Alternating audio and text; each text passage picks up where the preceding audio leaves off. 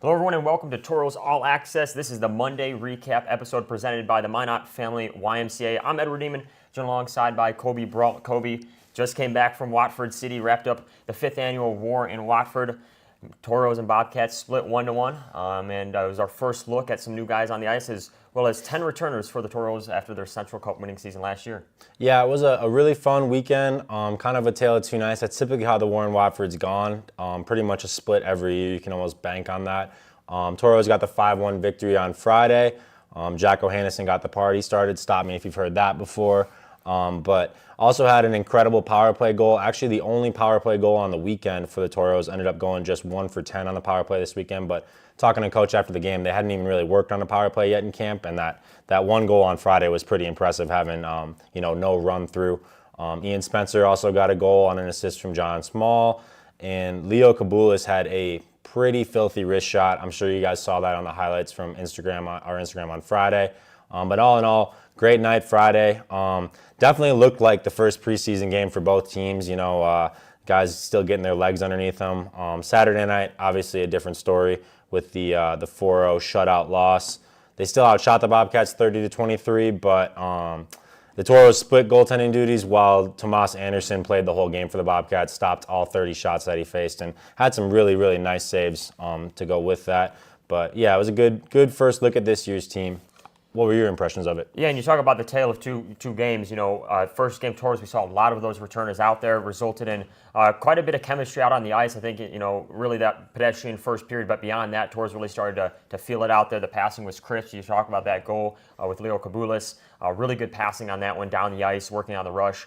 And, I think, a lot of positive takeaways from that game. And, even game 2, I think, you have to take it with a grain of salt, because a lot of new guys out there haven't worked a ton. Last week we talked a lot about it being the first week of training camp.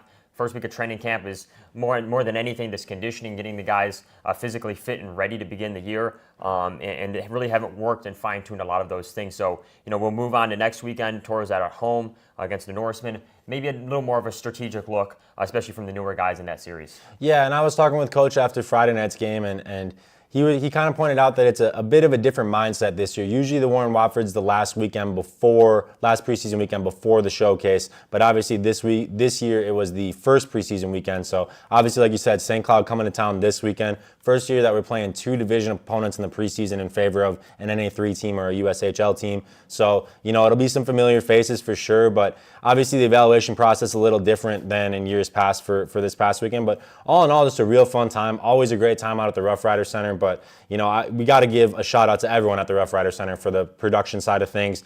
80s versus 90s. I thought the jerseys turned out really cool for both teams. And just the overall, production out there. Probably the best I've seen in the 3 years that I've been here, just in terms of, the lights, the dance cams, all the fun stuff that went with it, and 2 good crowds both Friday and Saturday night. So about everything you could ask for. It was just a great way to start the season. Yeah, and it was the first time it was a rematch of the Central Cup, and I think that maybe added a little bit to it. I know Coach said, the mindset didn't really change beyond previous preseason years. But I would like to think that maybe on the ice we saw an uptick in penalties, from the first to the second game. It was a physical and it was a really good series. It almost felt like regular season hockey between these two rivals. So nevertheless, I really enjoyed it. I thought it was a great time. Yeah, and you got to point out, the Bobcats' brand new coach, former assistant Garrett Roth, now the head man over there. And so obviously he's trying to create that culture right off the bat, and kind of a similar situation to what our coach Cody Campbell had 4 years ago. He had actually met our team in Watford City. That was his first day on the job. Garrett Roth getting hired just 3 weeks ago. So, definitely a building block for both teams. And like we said, now the focus turns to the Eck this weekend as the Norsemen come to town. And the Norsemen, was looking around on Facebook. They played Kenai this past Friday, but they didn't broadcast it or report any scores. There was a Facebook comment that said they won, so I guess we'll just kind of have to trust that. But yeah, it should be a fun weekend. Yeah, and the Norsemen, another team I believe that will play one more time after they play the Tauros here at the Eck rink. So the Tauros will get an off week beyond this preseason series. So, a little kind of schedule quirk, I guess you could say, for both teams. Maybe the Norsemen starting to get into it a little more, haven't been as tested yet, not playing a full preseason weekend like the Tauros have, and then they'll be having another one. So I'm excited to see that. Tickets for that games, or I guess I should say both games, Friday and Saturday, are available. General admission at the door, $5. Yep. Once again, that game is at the Eck rink. Yep, 7:35, same as always. Should be a fun time. The Eck Rink, it's always a little nostalgic for Toro fans that have been here from the beginning, because obviously that was the building that we started out in. But yeah, $5 both nights. Come on out. It'll be 90 degrees all weekend, so you may as well come in and beat the heat. That's right. And so to close out our episode today, we have some blooper reels and outtakes from that 90s trivia that you alluded to earlier. We did a couple 90s trivia videos with the guys this week, and some funny moments that I think you might want to check out. So we'll roll out with that. Thank you for tuning in. We'll see you guys tomorrow, same place, same time, 3 o'clock, right here on the Facebook Live and YouTube.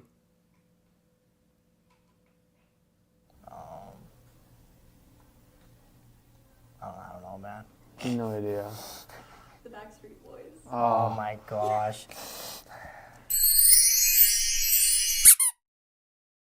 That was in the 90s? Yeah, I In mean, the that's when they were 1994 good. film Forrest Gump, what actor played the role of Forrest Gump? Let's see this. Forrest Gump. He's a pretty popular actor. Comedian? Or like, I don't think so. He's been in a few Disney movies. Disney? I don't know, man.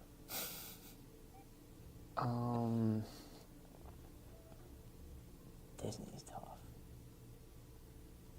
No idea. There's like a million Disney movies. That's They sort of Toy Story. Toy Story. I I haven't seen know, Toy it's Story been since I was like 2. Y'all are killing me. It was Tom Hanks. Oh, not even close. That's not good. Gonna get hard. What does that even mean? I don't know. Wait, what did you say? What term was used for a mix of songs recorded off the radio onto a cassette tape? A CD? No. That's what it is. I promise once you find out the answer, you're going to be mad that you didn't say it. No, the question's just throwing me off. I don't know, Kev. No idea. Mixtape. Oh, I was gonna say videotape. Mixtape. I'm trying to find stuff like I know. So it's easier.